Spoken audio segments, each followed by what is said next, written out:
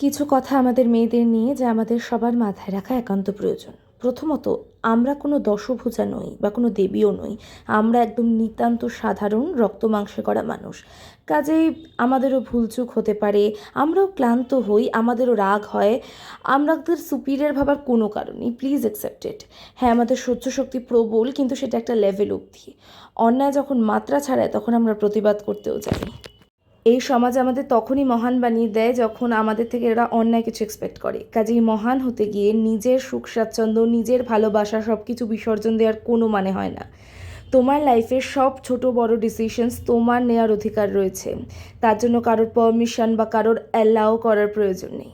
তুমি কি পোশাক পরতে চাও, কোথায় মানি ইনভেস্ট করতে চাও, তুমি কখন বিয়ে করবে, তুমি মা হতে আদৌ প্রস্তুত কিনা, এই সব কিছু তুমি ডিসিশন নিতে পারো। আর হ্যাঁ, মাথায় রেখো, সমাজের কোনো ক্রাইমের জন্যই তোমার পোশাক দায়ী নয়।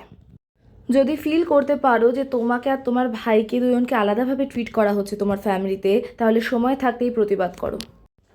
And last but not the least, একটা মেয়ে হয়ে অন্য একটা মেয়ের পাশে থাকো।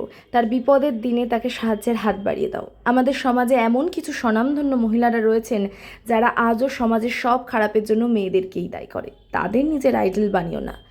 নিজের বুদ্ধি বিবেচনা দিয়ে সবটা বিচার করো, এগিয়ে চলো। সবাই খুব ভালো থেকো। Happy international women's day.